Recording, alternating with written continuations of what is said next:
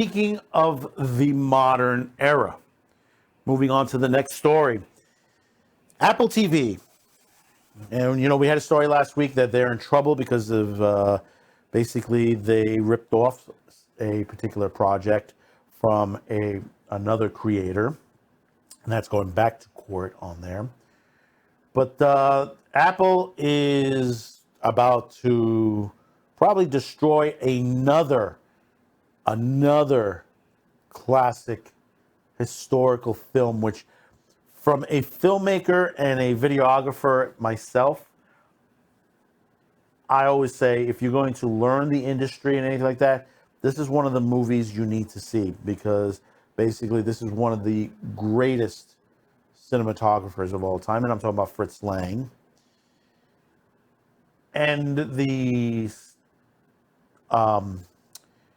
what Apple has just bought into is to develop a project which is they're about to create this into a TV series, which that is, this should never be touched.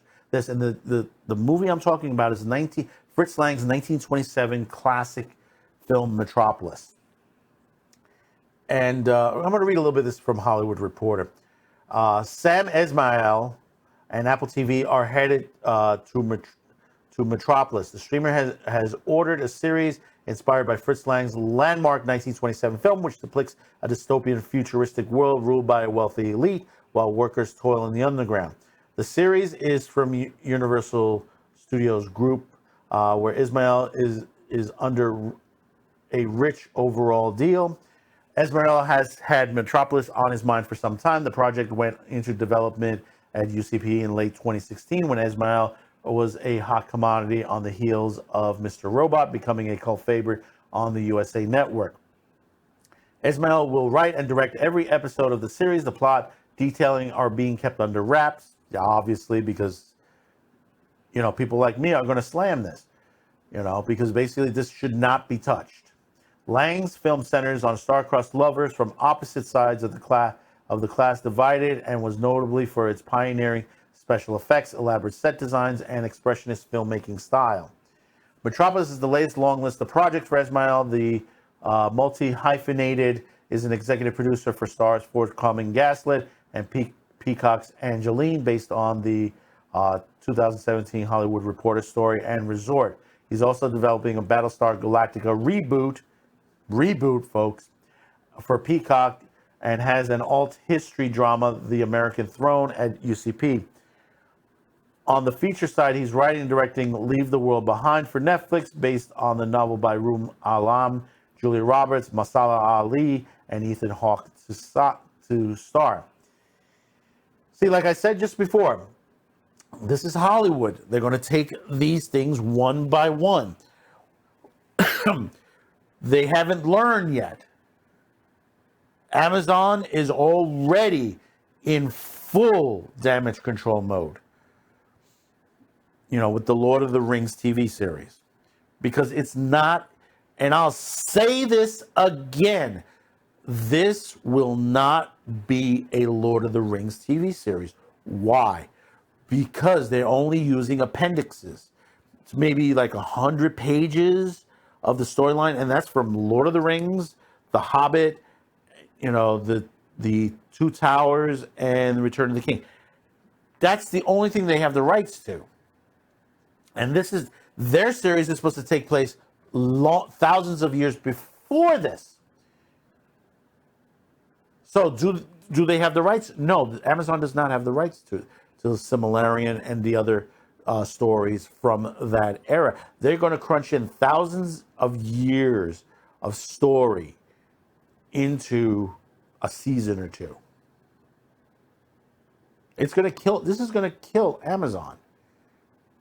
As much money as Bezos has in that company, it's going to hurt them really hard. And you already see from the bullshit that they put out there with, and they tried to clean this up and basically say, well, we got these experts and this is what they told, and they're not experts. IGN had a guy up in his first 3 lines, screwed himself over, that he wasn't an expert because basically He tried to say certain things that basically was not to the perspective of what was written. And the same thing's going to happen with Metropolis.